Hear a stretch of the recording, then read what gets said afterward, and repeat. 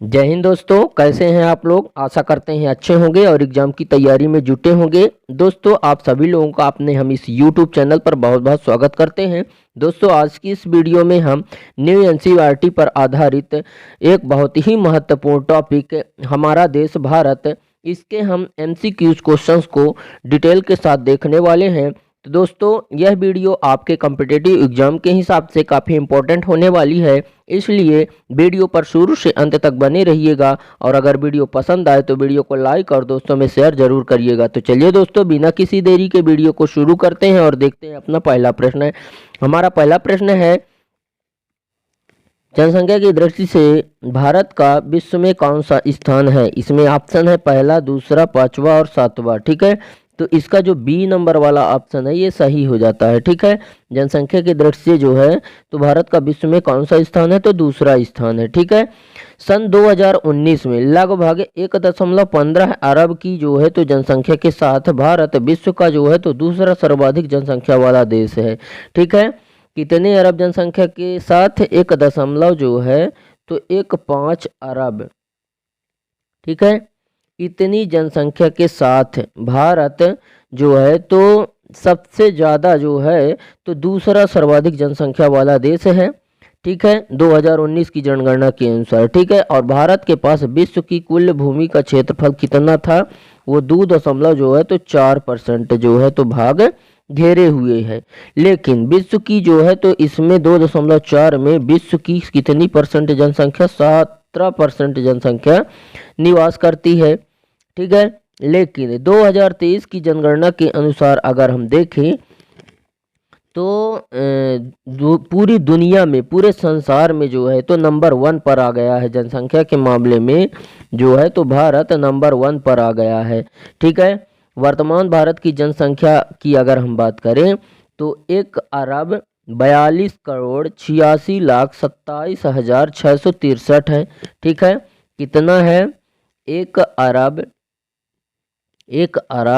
42 करोड़ 86 लाख 27,000। ठीक है, 27,000 और अगर हम बात करें 27,663, कितना, 663 इतनी जनसंख्या है। ठीक है, 2023 की जनगणना के अनुसार।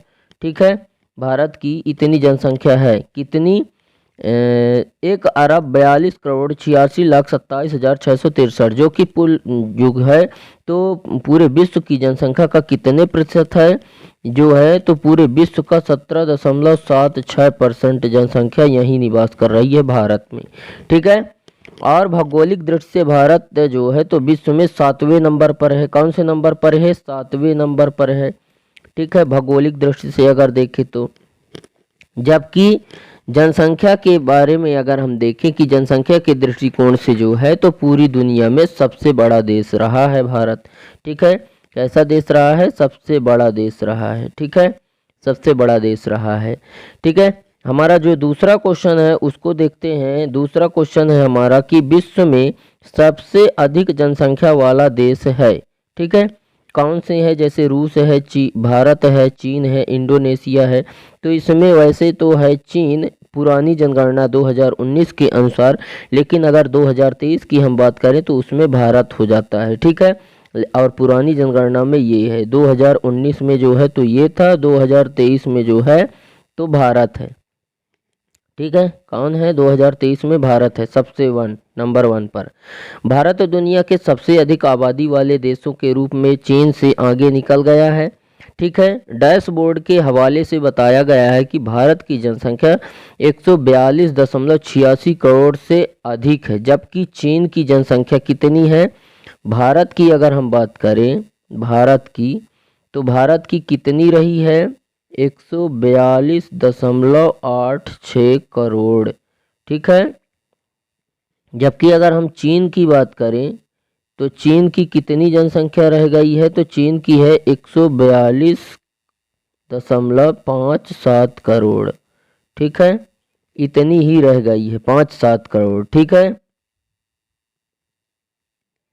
अब देखो इतनी, तो इसकी 57 है और इसकी 86 है, इसकी 57 है, इतने का फर्क है, इसीलिए भारत दुनिया में नंबर 1 पर आ गया है जनसंख्या के मामले में। और दुनिया में कुल जो है तो कितने हैं, 193 राज्य हैं। अगर हम राज्यों की बात करें तो दुनिया में कितने राज्य हैं, तो 193 राज्य हैं जिन्हें अंतर्राष्ट्रीय मान्यता प्राप्त है तो ज़्यादा 200 और कुछ हैं, लेकिन 193 को मान्यता प्राप्त है। विश्व में हिंदू धर्म के लोग सबसे ज़्यादा भारत नेपाल और अफ्रीका में रहते हैं। हिंदू धर्म वाले लोग जो हैं वो सबसे ज़्यादा भारत में रहते हैं, भारत में। उसके अलावा जो है तो फिर नेपाल में रहते हैं, नेपाल में। और उसके बाद फिर जो है तो अफ्रीका में रह रहे हैं, ठीक है, अफ्रीका में रह रहे हैं। और विश्व का जो है तो सबसे छोटा देश कौन सा है, अगर हम यह बात करें कि विश्व का सबसे छोटा देश कौन सा है, तो सबसे छोटा देश है प्रिंसिपैलिटी ऑफ सीलैंड, ठीक है। कौन सा है, प्रिंसिपैलिटी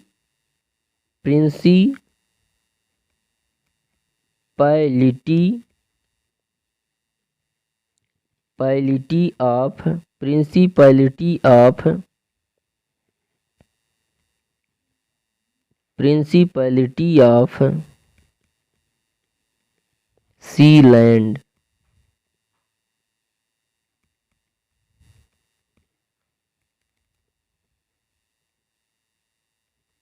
प्रिंसिपैलिटी ऑफ सीलैंड, ठीक है। ये जो है तो दुनिया का सबसे छोटा देश रहा है, ठीक है। उसके बाद अगर हम बात करें क्वेश्चन नंबर 3 जो है कि भारत के प्रायद्वीपीय पठार की आकृति है, ठीक है, कैसी आकृति है। इसमें से ऑप्शन है वर्गाकार है, आयताकार है, त्रिभुजाकार है, वृत्ताकार है, ठीक है। तो इसका कौन सा वाला ऑप्शन सही हो जाएगा, तो इसका जो ऑप्शन नंबर जो है तो त्रिभुजाकार वाला सही हो जाएगा, यानी कि सी नंबर ऑप्शन इसका सही हो जा रहा है, ठीक है। भारत के जो प्रायद्वीपीय पठार की जो आकृति है वह है त्रिभुजाकार है, ठीक है, त्रिभुजाकार है, इस टाइप की है, ठीक है, इस तरह की है त्रिभुजाकार, ठीक है। दोस्तों भारत का प्रायद्वीपीय पठार एक अनियमित त्रिभुजाकार आकृति वाला भूखंड है जिसका विस्तार उत्तर पश्चिम में अरावली पर्वतमाला व दक्षिण तक, पूर्व में राजमहल की पहाड़ियों, पश्चिम में गिरी पहाड़ियों, दक्षिण में इलायची पहाड़ियों तथा उत्तर पूर्व में शिलांग एवं करबी एलोंग पठार तक है, ठीक है। वहीं अगर हम बात करें कि प्रायद्वीपीय पठार का निर्माण कैसे हुआ है, तो भारत के तटीय मैदान का विस्तार प्रायद्वीपीय पर्वत श्रेणी, पूर्वी एवं पश्चिमी घाट तथा समुद्री तट के मध्य हुआ। इनका निर्माण सागरीय तरंगों द्वारा हुआ है। किससे हुआ है, अगर हम इनका बात करें कि जो प्रायद्वीपीय पठार है इसका निर्माण किससे हुआ है, तो प्रायद्वीपीय भारत का निर्माण जो हुआ है वो सागरीय तरंगों द्वारा हुआ है। किसके द्वारा हुआ है, सागरीय तरंगे, ठीक है, सागरीय तरंगों द्वारा हुआ है, सागरीय तरंगों, सागरीय तरंगों, सागरीय तरंगों द्वारा व अपर्दन तथा निक्षेपण। अपर्दन का मतलब क्या होता है कि मतलब जो है तो मिट्टी का कट करके, चाहे वह हवा के माध्यम से चाहे वह जल के माध्यम से एक स्थान से दूसरे स्थान पर जाए, वह है अपर्दन। और जब वह जा करके और जहाँ पे वो जमा हो जाती है उसे निक्षेपण कहते हैं, ठीक है। तथा पठारी नदियों द्वारा लाए गए अवसादों के जमाव से हुआ है, ठीक है। तो किससे हुआ है, अपर्दन व निक्षेपण से हुआ है, अपर्दन व निक्षेपण, ठीक है, निक्षेपण, अपर्दन व निक्षेपण से हुआ है, ठीक है। और पठारी नदियों द्वारा लाए गए अवसादों से हुआ है, ठीक है। और भारतीय प्रदीप का नाम क्या है, प्रायद्वीप का, तो उसका दक्षिण भारत है, ठीक है। और अगर हम बात करें कि भारत में कुल कितने प्रायद्वीप हैं, तो भारत में जो है तो दक्कन प्रायद्वीपीय भारतीय उपमहाद्वीप की एक प्रमुख भौगोलिक विशेषता है। भारतीय उपमहाद्वीप के अन्य प्रायद्वीपीय में शामिल, जैसे कि हमने बात की थी कि भारत में कितने प्रायद्वीप हैं, तो बांद्रा प्रायद्वीप, मुंबई, कोलाबा और प्रायद्वीप और मुंबई, यानी कि 3 है, ठीक है। बांद्रा प्रायद्वीप, मुंबई कोलाबा प्रायद्वीप, ठीक है, और मुंबई, ठीक है, ये हैं। उसके बाद अगर हम बात करें कि भारतीय प्रायद्वीप कहाँ स्थित है, ठीक है, तो यह जो है तो दक्षिण एशिया में स्थित है। भारतीय प्रायद्वीप जो है वो कहाँ स्थित है, दक्षिण एशिया में स्थित है, ठीक है। और एक प्रायद्वीपीय क्षेत्र है जो उत्तर में हिमालय, पश्चिम में हिंदुकुश और पूर्व में अराकानी द्वारा रचित चित्रित है। यह दक्षिण की ओर हिंद महासागर, दक्षिण पश्चिम में अरब सागर और दक्षिण पूर्व में बंगाल की खाड़ी तक फैला हुआ है, ठीक है। दोस्तों अगर ये बात करें कि भारत का सबसे छोटा प्रायद्वीप कौन सा है, तो लक्षद्वीप है। कौन सा है, लक्षद्वीप, ठीक है, सबसे छोटा प्रायद्वीप है ये भारत का, लक्षद्वीप, ठीक है। उसके बाद हमारा अगला क्वेश्चन है, क्वेश्चन नंबर जो 4 है वो है कि क्षेत्रफल की दृष्टि से भारत का सबसे छोटा राज्य कौन सा है।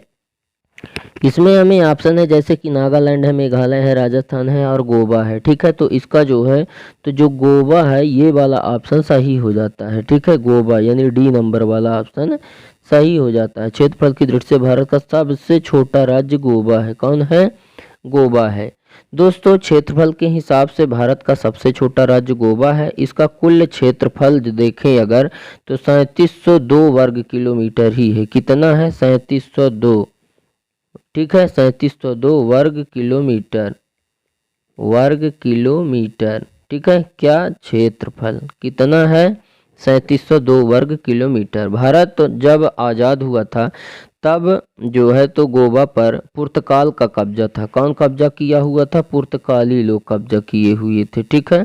पुर्तगाल ये कब्जा किया हुआ था जब जो है तो भारत आज़ाद हुआ था। सन 1961 में भारत ने पुर्तगाल को खदेड़कर गोवा से बाहर निकाला था। कब बाहर निकाला गया था फिर इनको, पुर्तगालियों को जो है तो बाहर कब किया गया था, 1961 ईस्वी में। किसके द्वारा, भारतीयों के द्वारा किया गया था। किसके द्वारा, 1961 में भारतीयों के द्वारा, ठीक है। भारतीयों द्वारा जो है तो उनको खदेड़ कर जो है तो निकाला गया था, ठीक है, भारतीयों द्वारा, ठीक है। उसके बाद अगर हम बात करें कि क्षेत्रफल की दृष्टि से भारत का सबसे बड़ा और सबसे छोटा राज्य कौन सा है, तो क्षेत्रफल की दृष्टि से अगर देखें तो भारत का सबसे बड़ा जो राज्य है वो राजस्थान है। कौन सा है, राजस्थान, राजस्थान है। ये क्षेत्रफल की दृष्टि से सबसे बड़ा राज्य है राजस्थान, ठीक है। मतलब ये इसका जो लंबाई और जो चौड़ाई है वो सबसे बड़ा है राजस्थान का, ठीक है। और सबसे छोटे क्षेत्र की अगर हम बात करें तो वो कौन सा है, गोवा है, गोवा। तो ये जो है तो ये बड़ा था, ये बड़ा था क्षेत्रफल में, ठीक है, क्षेत्रफल में ये बड़ा था। और जबकि जो है तो गोवा क्षेत्रफल में जो है तो कैसा है, छोटा था, ठीक है। तो बड़ा राज्य राजस्थान और छोटा राज्य कौन सा है, गोवा है। दोस्तों अगर हम यह बात करें कि उस दौर में देश में भाषा के आधार पर राज्य बनाने की मांग बेहद तेज थी। बता दें कि भाषाई आधार पर भारत का पहला राज्य आंध्र प्रदेश था, ठीक है, जिसका गठन 1 नवंबर 1956 में हुआ था। कब हुआ था, 1 नवंबर 1956, ठीक है, 1956 में हुआ था, 1 नवंबर 1956 में हुआ था, ठीक है। दोस्तों अगर हम ये बात करें कि भारत का जो है तो सबसे पुराना राज्य कौन सा है, तो सबसे पुराना जो राज्य है, पुराना राज्य वो जो है तो बिहार है, पुराना राज्य, ठीक है। कौन है, बिहार है, बिहार। ये जो है तो सबसे पुराना राज्य है जो 110 साल पुराना है। कितना पुराना है, 110 साल, 110 साल पुराना है, जो कि 8 साल पहले ही बना है। बिहार के बाद असम, उड़ीसा, पश्चिम बंगाल, हिमाचल प्रदेश का नाम आता है। वहीं मध्य प्रदेश, आंध्र प्रदेश, तमिलनाडु, केरल ऐसे राज्य हैं जो एक ही साल में बने थे। कौन कौन से, मध्य प्रदेश, आंध्र प्रदेश, तमिलनाडु और केरल, ठीक है, ये एक ही साल में बने थे, ठीक है। उसके बाद हमारा अगला क्वेश्चन है कि प्रायद्वीपीय पठार की अरब सागर में गिरने वाली नदी है। इसमें से ऑप्शन है जैसे तापी नदी, गोदावरी, कावेरी और महानदी, ठीक है। तो इसका कौन सा वाला ऑप्शन सही हो जाता है, तो जो ए नंबर वाला ऑप्शन है ये सही हो जाता है, तापी नदी। दोस्तों सिंधु नदी सबसे महत्वपूर्ण नदी है। कौन सी नदी? सिंधु नदी जो है वो सबसे महत्वपूर्ण नदी है, ठीक है, क्योंकि जो अरब सागर में गिरती है। इसके अलावा भारत की नर्मदा और ताप्ती नदी अरब सागर में गिरती है। एक त्रिभुजाकार सागर है जो दक्षिण से उत्तर की ओर क्रमशः सांकरा होता जाता है और फारस की खाड़ी से जाकर मिलता है, ठीक है। वहीं अगर हम बात करें कि अरब सागर में कितनी नदियां गिरती हैं, तो अरब सागर में जो है तो तापी नदी, नर्मदा नदी, सिंधु नदी, पूर्णा और साबरमती नदियां जो है तो गिरती हैं। कौन कौन सी नदियां गिरती हैं? तापी नदी गिरती है, तापी नदी, ठीक है, नर्मदा नदी गिरती है और सिंधु नदी गिरती है, सिंधु। और एक और नदी थी, वो थी पूर्णा, और लास्ट में एक हो जाएगी साबरमती, साबरमती। ये नदियां जो हैं तो अरब सागर में जाकर गिरती हैं, ठीक है। और उनमें से जो है तो दो प्रमुख नदी हैं, वो कौन सी है? तो नर्मदा और ताप्ती। सबसे ज़्यादा जो है तो अरब सागर में नर्मदा नदी और ताप्ती नदी ही गिरती हैं जाकर के। नर्मदा और ताप्ती, ये दो ही नदियां जो सबसे ज़्यादा जो है तो जाकर के अरब सागर में गिरती हैं, ठीक है, नर्मदा और ताप्ती नदी, ठीक है। वहीं अगर हम बात करें कि अरब सागर में कौन सी नदी खाली हो जाती है, तो अरब सागर में गिरने वाली नदियां माही नदी, लूनी नदी, साबरमती नदी, पश्चिमी बनारस, ठीक है, ये जो है तो जाकर वहाँ पे खाली हो जाती हैं, यानी कि गिर जाती हैं। दोस्तों अगर यह बात करें कि भारत की सबसे लंबी नदी कौन सी है? भारत की, ठीक है, लंबी नदी कहाँ की? भारत की, ठीक है। भारत की जो है तो सबसे लंबी नदी कौन सी है? तो गंगा नदी है। कौन सी है? गंगा नदी है, सबसे लंबी नदी है, ठीक है। इसका उद्गम भारत के पश्चिमी भाग से होता है। कहाँ से होता है? पश्चिमी भाग से होता है भारत के, ठीक है। भारत का पश्चिमी भाग कहाँ होगा? जैसे कहने का मतलब यहाँ पे हम आपको जो है तो मैप में दिखा देते हैं। जैसे मान लेते हैं कि ये जो है तो क्या है, भारत का मैप है, ठीक है, यहाँ पे आप देख सकते हैं।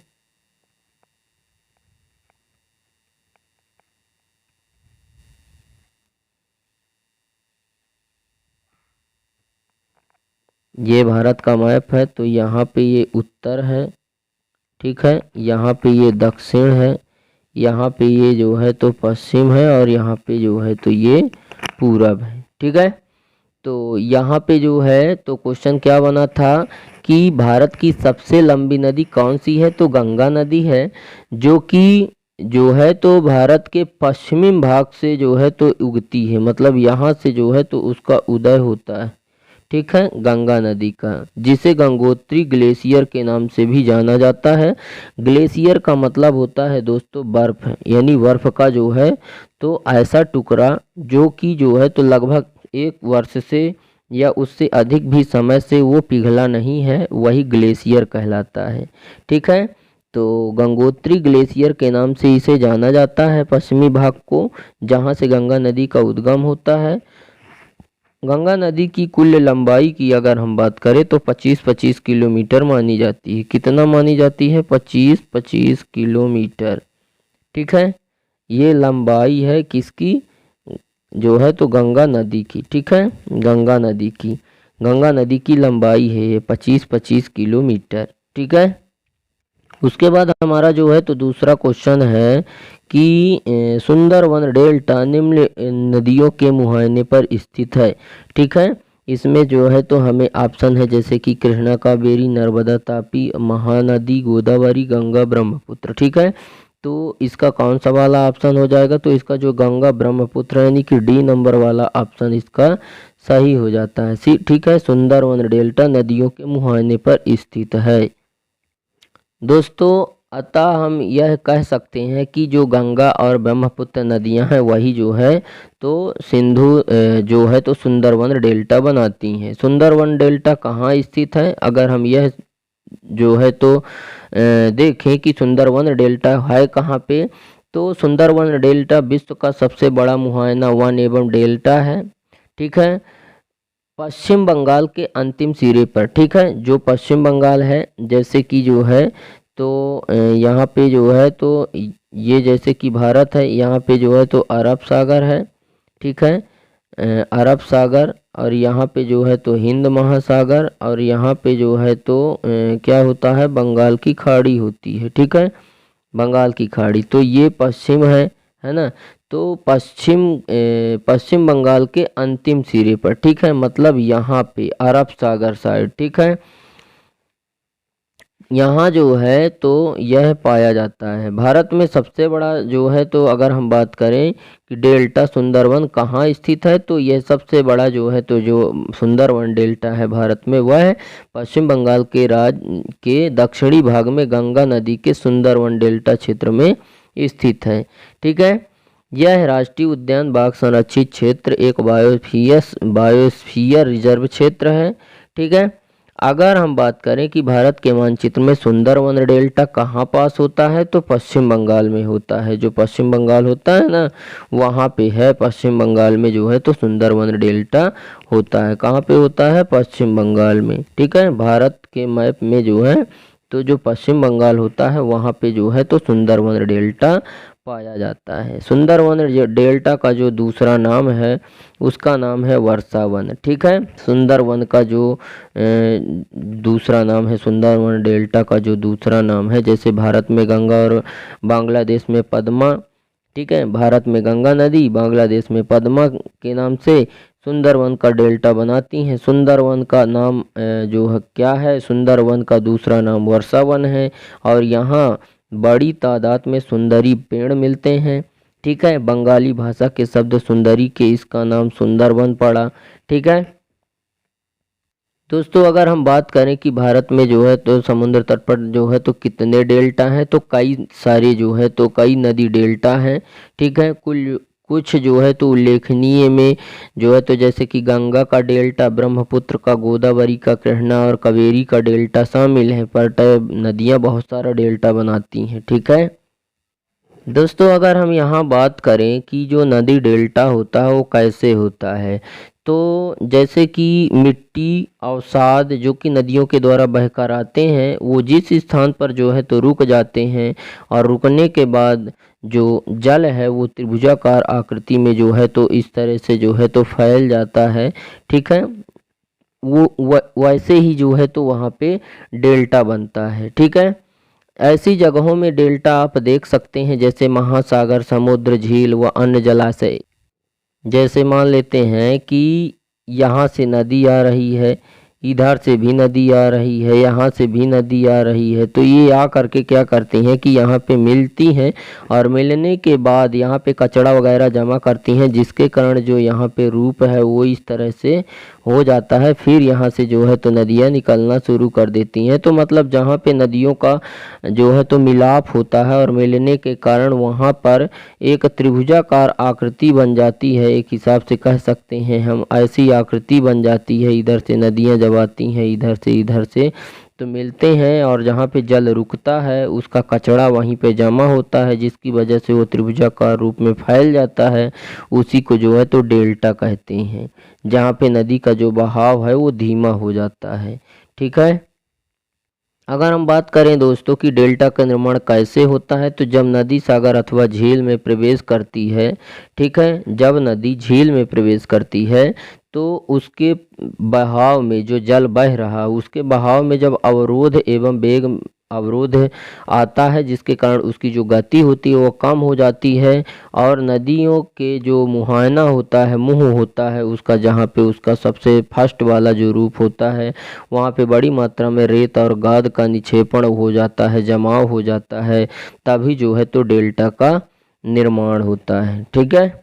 उसके बाद हमारा जो अगला क्वेश्चन है वो है बंगाल की खाड़ी में स्थित भारत के द्वीप समूह कौन से हैं, ठीक है। इसमें ऑप्शन है जैसे लक्षद्वीप समूह, अंडमान एवं निकोबार द्वीप समूह, मालदीव, उपरोक्त सभी, ठीक है। तो इसका जो बी नंबर वाला ऑप्शन है ये सही हो जाता है, अंडमान एवं निकोबार द्वीप समूह बंगाल की खाड़ी में स्थित है ये, ठीक है। जैसे कि यहाँ पे आप जो है तो देख सकते हैं बंगाल की खाड़ी में, ठीक है, जैसे कि ये जो है तो भारत का जो है तो मैप है, ठीक है। ये भारत का जो है तो मैप है। यहाँ पे जो है तो बंगाल की खाड़ी है, ये बंगाल की खाड़ी है। यहाँ पे ही जो है तो बंगाल की खाड़ी में ही आपको अंडमान एवं निकोबार द्वीप समूह यहाँ पे देखने को मिल जाते हैं। ये किनारे में ऐसे ही रहे आते हैं, ठीक है। यही है अंडमान एवं निकोबार द्वीप समूह, ठीक है। अंडमान एवं निकोबार द्वीप समूह, निकोबार, ठीक है। निकोबार द्वीप समूह, अंडमान एवं निकोबार द्वीप समूह, ठीक है। दोस्तों अगर हम बात करें कि अंडमान और निकोबार में जो है तो द्वीपों की, तो कितने द्वीप हैं, तो 500 जो है तो 72 द्वीप हैं, 572 द्वीप हैं अंडमान इसमें, ठीक है। अंडमान और निकोबार द्वीप समूह में भारत में जो है तो केंद्र शासित प्रदेश, भारत में जो है तो एक केंद्र शासित प्रदेश है ये अंडमान निकोबार द्वीप समूह, ठीक है। और इसमें कुल 572 द्वीप हैं। पोर्ट ब्लेयर अंडमान और निकोबार की क्षेत्रीय राजधानी है। अंडमान और निकोबार द्वीप समूह बंगाल की खाड़ी में भारतीय मुख्य भूमि के दक्षिण पूर्व में स्थित है, ठीक है। दोस्तों अगर हम बात करें कि अरब सागर में स्थित भारतीय द्वीप समूह कौन सा है, तो वही लक्षद्वीप है। अभी हमने बताया था उधर लक्षद्वीप है, ठीक है। कौन सा है, लक्षद्वीप, ठीक है। ये अरब सागर में स्थित है, ठीक है। अब बंगाल की खाड़ी में है वो अंडमान एवं निकोबार द्वीप समूह, ठीक है। उसके बाद हमारा जो दूसरा क्वेश्चन है वो है क्वेश्चन नंबर जो 8 है वो है कि समुद्र तल पर भूकंप के कारण उत्पन्न होती हैं, ठीक है। क्या उत्पन्न होती हैं समुद्र तल पर भूकंप के कारण, सुनामी, लहर, ज्वार भाटा या सागरीय धारा, ठीक है। तो क्या उत्पन्न होता है, तो सुनामी, सबसे ज़्यादा जो है तो सुनामी की उत्पत्ति होती है समुद्र तल पर भूकंप आने के कारण। दोस्तों अगर हम इसमें यह देखें कि भूकंप के तल में समुद्र के तल में भूकंप आने पर क्या होता है, तो जब कभी समुद्र तल पर भूकंप आता है तो ज्वालामुखी फटता है, ठीक है।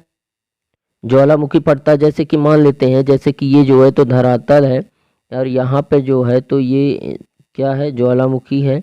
जब ये फटेगा ये ऊपर आएगा और ऊपर आकर के जो है तो इस तरह से चारों तरफ वो जमा होने लगेगा। तो दोस्तों इस तरह से जो पृथ्वी का जो मेंटल परत होता है, जैसे कि मान लेते हैं कि ये वाला जो है तो भूपर्पट्टी हो गया, कौन सा हो गया, ये जो है तो भूपर्पट्टी है, ये जो है तो मेंटल है और ये जो है तो क्रोड है, ठीक है। क्रोड में रेडियो एक्टिव तत्व होते हैं और जो है तो मेंटल परत जो है, इस मेंटल परत में गाढ़ा पदार्थ भरा होता है, ठीक है। जो ये मेंटल परत है इस मेंटल परत में गाढ़ा पदार्थ भरा होता है। यही गाढ़ा पदार्थ जो है तो इतना हीट हो जाता है कि निकल करके जो ये अपनी जो ये प्लेट है जहाँ पे हम लोग निवास कर रहे हैं, इन प्लेटों में जो है तो आकर वो जगह ढूंढने लगता है कि कहाँ से प्लेट कमज़ोर है जिसको तोड़कर जो है तो हम निकलें, ठीक है। फिर वो क्या करता है कि जहाँ से प्लेटें कमज़ोर होती हैं, जैसे सूर्य का प्रकाश लगने से वो कमज़ोर हो जाती हैं और फिर वहीं से जो है तो जो ये तरल गाढ़ा पदार्थ है यह जो है तो उसी प्लेट को तोड़कर बाहर निकलता है और बाहर आकर ठंडा होकर जम जाता है, जिसे हम जो है तो लावा कहते हैं। क्या कहते हैं, इसे ही हम जो है तो लावा कहते हैं, ठीक है। वहीं पे अगर हम बात करें इसकी, तो ये जो है तो पूरा मैग्मा होता है, क्योंकि ये अभी तक जो है तो ठंडा नहीं हुआ है, गर्म हुआ है, एकदम गर्म लावा जो है तो पिघला हुआ तप्त लावा जो है तो निकल रहा है, गर्म मैग्मा निकल रहा है, एकदम पूरा लाल होता है, जिसे जो है तो हम मैग्मा कहते हैं। और जब वही मैग्मा ठंडा होकर ठोस रूप ले लेता है उसे हम लावा कहते हैं, ठीक है। तो इस प्रकार से जो है तो ज्वालामुखी फटता है और भूमि का स्खलन होता है, क्योंकि जब ज्वालामुखी फटेगा ये भी चट्टान है, ये भी चट्टान है, लेकिन ज्वालामुखी का जब विस्फोट होगा तो यहाँ की ये चट्टानें ये इधर खिसक जाएगी, ये इधर खिसक जाएगी, एक दूसरे के विपरीत खिसकने लगेगी। खिसकने के कारण क्या होता है कि चट्टानें जो है तो जब खिसकेंगी तो भूमि का स्खलन होगा। भूस्खलन का मतलब होता है भूमि का खिसकना, ठीक है। भूमि का खिसकना भूमि का खिसकना ही जो है तो क्या है, भूस्खलन है। क्या है, भूस्खलन है, ठीक है। तो उससे समुद्र में तेज हलचल होती है। जब जो है तो ये चट्टान, ठीक है, और ये चट्टान और ये चट्टान दोनों जब इधर आएगी, ये इधर जाएगी, यहाँ पे जो है तो जो भी समुद्र होगा, है ना, जो भी यहाँ पे जल भरा होगा यहाँ पे, उनमें काफ़ी तेज़ी से हलचलें होगी, ठीक है, जिसके कारण जो है तो पानी का कॉलम खिसकने लगता है और इसके वाइब्रेशन से लहरें पैदा होती हैं। और कई बार ये लहरें जो हैं तो 500 किलोमीटर पर घंटे की रफ्तार से पैदा होती हैं। कितना? 500 किलोमीटर पर घंटे, ठीक है, पर आवर या पर घंटे जो है तो पैदा होती हैं, ठीक है, और तटों से टकराती हैं। दोस्तों अगर हम यह बात करें कि जो है तो समुद्र में भूकंप आने पर सुनामी क्यों आती है, तो समुद्र में अंदर जब भूकंप आता है तो समुद्र की ऊपरी परतें खिसकने लगती हैं और परतें अचानक खिसक कर आगे बढ़ जाती हैं। इससे समुद्र का पानी तट की ओर बढ़ने लगता है। इससे तेज लहरें पैदा होती हैं, जिससे सुनामी जो है तो सुनामी कहा जाता है। और इसीलिए सुनामी आती है क्योंकि जो हमारी जो प्लेटें हैं वो प्लेटें एक दूसरे के विपरीत खिसकने लगती हैं यहाँ से टूट करके, ठीक है, आधी इधर खिसक जाएगी, आधी इधर खिसक जाएगी। जो यहाँ पे तालाब होगा यहाँ पे, है ना, वो जब इधर खिसकेगा तो ये पानी इधर भागेगा और जब वो उधर खिसकेगी तो पानी इधर आएगा, जिसके कारण यहाँ पे एक जो है तो सुनामी पैदा होगी स्पीड से, ठीक है, यहाँ पे क्या पैदा हो जाएगी? सुनामी, ठीक है। उसके बाद हमारा जो नेक्स्ट क्वेश्चन है, क्वेश्चन नंबर जो 9 है, वो है कि भारत का क्षेत्रफल कितना है, ठीक है। इसमें हमें ऑप्शन है जैसे 32.8 लाख वर्ग किलोमीटर, 33.8 लाख वर्ग किलोमीटर, 34.8 लाख वर्ग किलोमीटर, 36.8 लाख वर्ग किलोमीटर, ठीक है। तो इसका जो है तो कौन सा वाला ऑप्शन, इसका जो ए नंबर वाला ऑप्शन है वो सही हो जाता है, ठीक है। भारत का क्षेत्रफल कितना है? 32.8 लाख वर्ग किलोमीटर। जैसे कि मान लेते हैं कि ये भारत का जो है तो मैप है, ठीक है,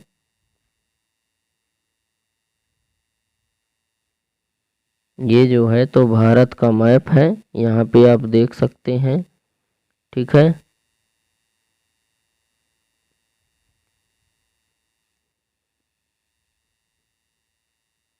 ये भारत का मैप है, यहाँ पे जो है तो आपको ये उत्तर है, ठीक है, ये दक्षिण है, ये पश्चिम है और ये जो है तो पूरब है, ठीक है। यहाँ पे क्या है? पूरब है, ठीक है। तो समुद्र के अंदर जब यहाँ अगर हम इसकी बात करें, इसके क्षेत्रफल की अगर हम बात करें, ठीक है, तो क्षेत्रफल में हम क्या इसका लेंगे, तो क्षेत्रफल में इसकी सारी चीज़ को ले लिया जाता है। मतलब यहाँ से यहाँ तक के बीच की जो दूरी है और यहाँ से यहाँ तक के बीच की जो दूरी है, पूरा इसका जो है तो यहाँ के अंदर का जितना भी चीज़ मतलब क्षेत्रफल है, जितनी भी जगह है, वो पूरी जगह जो है तो मिलाकर कितनी होती है? तो 32 ठीक है, कितनी जो है तो 32.8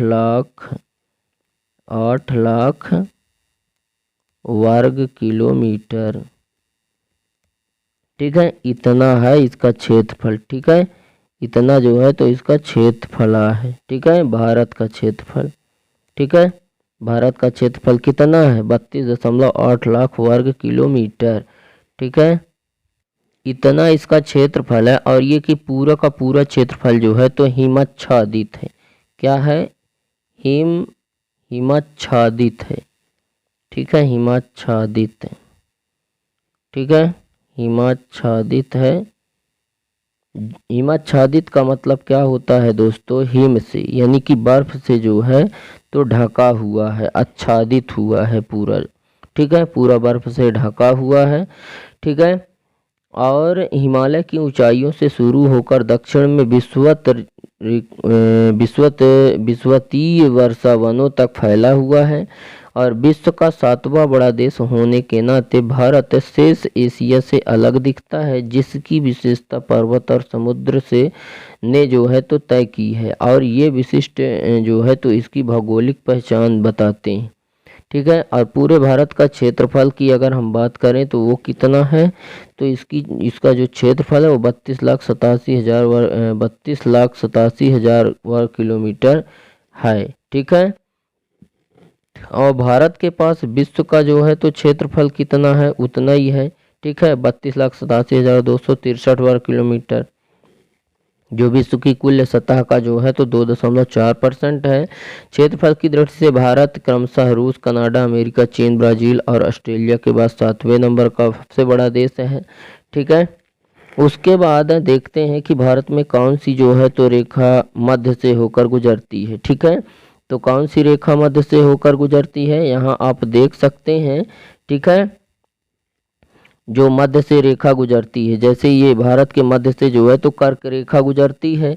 ठीक है, ये जो है तो कर्क रेखा जो है तो गुजरती है, इसका मान जो है कर्क रेखा का वो 13.5 डिग्री है, 23 सही 1/2। ठीक है, 13.5 डिग्री इसका मान है, जो कि भारत के मध्य से होकर गुजरती है। ठीक है, और मकर रेखा जो होती है, यहाँ पे हम आपको दिखा दे रहे हैं, है ना। ये यहाँ पे मान लेते हैं कि ये जो है तो ग्लोब है। ठीक है, ये क्या है, ग्लोब है। इसमें ये वाली विषुवत रेखा है, ये वाली कर्क रेखा है, ये वाली मकर रेखा है। तो हमारा जो भारत है ना वो यहाँ पे है। ठीक है, कर्क रेखा पे, कर्क रेखा के मध्य से होकर, कर्क रेखा जो है ना तो भारत के मध्य से ही होकर गुजरती है। ये कर्क है। ठीक है, ये विषु है, विषुवत रेखा, और ये जो है तो मकर रेखा है। ठीक है, इसका मान 23.5 होता है, इसका मान 0 होता है, इसका मान 23.5 होता है। ठीक है, कर्क रेखा कितनी है, कर्क रेखा जो है तो अगर हम बात करें तो 180 है, मकर रेखा की अगर हम बात करें तो 360 है। ठीक है, और इन्हीं रेखाओं के द्वारा हम किसी भी भारत के किसी भी स्थान की स्थिति का हम पता लगा सकते हैं। ठीक है, उसके बाद देखते हैं भारत में राज्यों की जो है तो संख्या कितनी है। हमारा अगला क्वेश्चन है, भारत में राज्यों की संख्या कितनी है। इसमें जैसे कि ऑप्शन है 26, 30, 29 और 28। ठीक है, तो कितने हैं, तो इसका जो डी नंबर वाला ऑप्शन है वो सही हो जाता है। ठीक है, भारत में जो राज्यों की संख्या है वो कितनी है, 28 है। दोस्तों, देश में 28 राज्य और 8 जो है तो संघ राज्य क्षेत्र हैं, यानी कि जो है तो केंद्र शासित प्रदेश। संघ राज्य क्षेत्रों को राष्ट्रपति द्वारा नियुक्त किए गए प्रशासक के माध्यम से प्रशासित किया जाता है। भारत के बड़े से लेकर छोटे राज्य और संघ राज्य क्षेत्र की जनसांख्यिकीय, इतिहास और संस्कृति, वेशभूषा, त्यौहार और भाषा आदि जो है तो विचित्र हैं। ठीक है, 2023 में भारत में कुल कितने राज्य हैं, तो 28 हैं। ठीक है, और 8 केंद्र शासित प्रदेश हैं। अगर केंद्र शासित प्रदेशों की अगर हम बात करें, इसमें अगर हम 8 केंद्र शासित प्रदेश की बात करें तो वह दिल्ली है, अंडमान है। कौन कौन सा, 8 जो है तो हो जाएंगी दिल्ली, अंडमान। ठीक है, दिल्ली हो गया, अंडमान हो गया, निकोबार, अंडमान और निकोबार, ये तो साथ ही में। ठीक है, अंडमान और निकोबार। ठीक है, फिर है चंडीगढ़,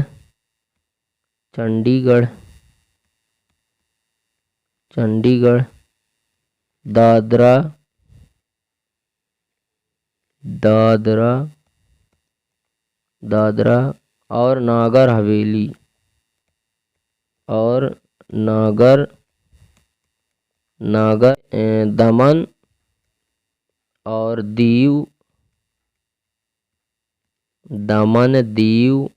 जम्मू और कश्मीर,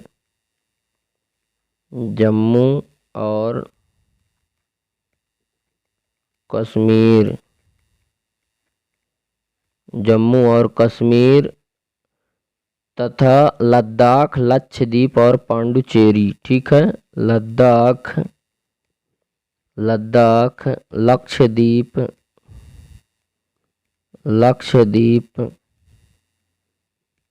लक्षद्वीप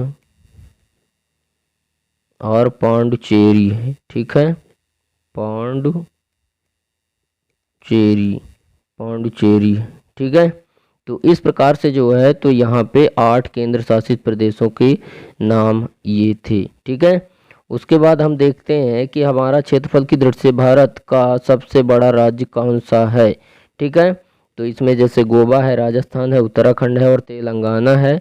तो इसमें कौन सा वाला सही हो जाएगा? तो इसका जो बी नंबर वाला ऑप्शन है वो सही हो जाता है। क्षेत्रफल की दृष्टि से भारत का सबसे बड़ा राज्य राजस्थान है। अगर हम बात करें कि इसका दायरा, तो इसका दायरा है 3,42,239 जो है तो वर्ग किलोमीटर। ये इसका जो है तो दायरा है किसका? राजस्थान का। ठीक है, और ये क्षेत्रफल के हिसाब से सबसे बड़ा राज्य है भारत का। अगला है दक्षिण के पठार का आकार कैसा है? इसमें ऑप्शन है आयताकार, त्रिभुजाकार, वर्गाकार और उपरोक्त सभी। तो इसमें जो त्रिभुजाकार है ये वाला ऑप्शन सही हो जाता है, बी नंबर वाला ऑप्शन। ठीक है, अगला हमारा जो क्वेश्चन है वो है कि हिमालय का क्या मतलब होता है? ठीक है, इसमें पानी का घर है, बर्फ का घर, जंगल और इनमें से कोई नहीं। तो इसका कौन सा वाला ऑप्शन? इसका जो बी नंबर वाला ऑप्शन है ये सही हो जाता है। ठीक है, हिमालय का क्या मतलब होता है? तो हिमालय का मतलब होता है बर्फ का घर, क्योंकि सबसे ज़्यादा बर्फ यहीं पे ही होता है, हिमालय पे ही। ठीक है, जैसे अगर हम बात करें कि ये जो है तो भारत का जो है एक तरीके से ये भारत का जो है तो मैप है। ठीक है, और यहाँ पे जो है तो आप लोग जो है तो जानते होंगे कि जम्मू कश्मीर यहाँ पे है और यहाँ पे है, मतलब बर्फ़ पड़ती है, इसलिए ये पूरा जो क्षेत्र होता है ये पूरा का पूरा जो है तो इधर जो है तो ये हिमालय पर्वत ही है। हिमालय पर्वत जहाँ पे ऊंचाई पे होने के कारण सबसे ज़्यादा बर्फ़ यहीं पड़ती है। ठीक है, और ये वाला जो है ये एक तैथिस सागर है, यहाँ से नदियाँ आकर इसी सागर में पहुँचती हैं और ये मैदान है और यहाँ पे जो है तो ये पठार हो जाता है। ठीक है, पठार कहाँ पे है? ये जो है तो पठार है। ठीक है, ये मैदान है और ये पठार है। ठीक है, तो यहाँ से नदियाँ यहाँ आती हैं तैथिस सागर में और यहाँ पर कचरा वगैरह जमा करती हैं और इसी कारण जो है तो हिमालय पर्वत तैथिस सागर के ऊपर ही बना हुआ है और इसीलिए इसको नवीन वलित पर्वत कहते हैं, क्योंकि अभी भी तैथिस सागर थोड़ा ये पतला पतला बचा है और सागर वह होता है जहाँ पे नदियाँ आकर मिलती हैं और अपने साथ जो भी कचरा वगैरह लाती हैं वहीं पे जमा करती हैं, जिसके कारण ये हिमालय पर्वत बना हुआ है। तो इस प्रकार से दोस्तों उम्मीद करते हैं कि आपको हमारा यह वीडियो पसंद आया होगा। वीडियो अगर पसंद आया तो वीडियो को लाइक दोस्तों में शेयर जरूर करिएगा और अगर आप हमारे चैनल पर नए हैं तो चैनल को सब्सक्राइब करिएगा तथा बेल आइकन भी प्रेस करिएगा ताकि हमारी नई नई वीडियो की नोटिफिकेशन अब तक सबसे पहले मिले। तो दोस्तों आज के लिए बस इतना ही, मिलते हैं आप सभी लोगों से नेक्स्ट वीडियो में नेक्स्ट टॉपिक के साथ। तब तक के लिए जय हिंद, वंदे मातरम।